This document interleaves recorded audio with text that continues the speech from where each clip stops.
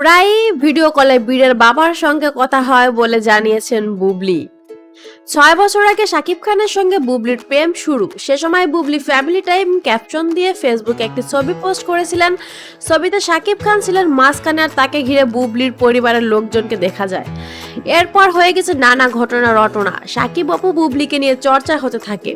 পরে সন্তান আব্রাহাম খান জয়কে নিয়ে টিভি লাইভে আসেন অপু বিশ্বাস। এরপর তাদের বিচ্ছেদ হয়। ওই সময় শাকিবের সঙ্গে বুবলির যে প্রেম সেটা ইঙ্গিতে বহুবার বলেছেন অপু, যদিও সরাসরি কিছুই জানায়নি এই নায়িকা। 6 বছর গোপন প্রেম ও বিয়ে শাকিব বুবলির, জিজ্ঞেস করলে এড়িয়ে গেছেন। অনেকটা গোপনই ছিল সবকিছু, কিন্তু সন্তান প্রকাশ্যে আসার পর বুবলি বললেন, দেখুন আমি কিন্তু সন্তানের বিষয়টি গোপন করিনি। যদি গোপনই করতে চাইতাম তাহলে তাকে পেটে নিয়ে শুটিংয়ে যেতাম না। বাবু যখন আমার পেটে এসেছে তখন থেকে আমার কাজের সেক্টরে সবাই এ ব্যাপারে কম বেশি জানেন। এটি ওপেন সিক্রেট ছিল। বীর ছবি শুটিং এর সময় আমি অন্তঃসত্ত্বা থাকার বিষয়টি আপনারা খেয়াল করেছেন নিশ্চয়। তাছাড়া আমাদের দুজনের পরিবার কাছের মানুষ সবাই তো জানতেন, সুতরাং এটিকে গোপন বলে না। এক সাক্ষাৎকারে বুবলি জানান তাদের সন্তান শেহজাদ খান নামটি শাকিব খানেরই দেওয়া।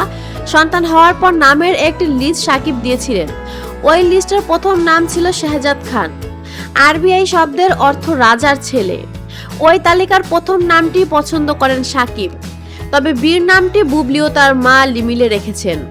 এদিকে সন্তানের খবর সামনে আসার পরে বিচ্ছেদের খবর প্রকাশ আসতে শুরু করেছে শাকিব বুবলির।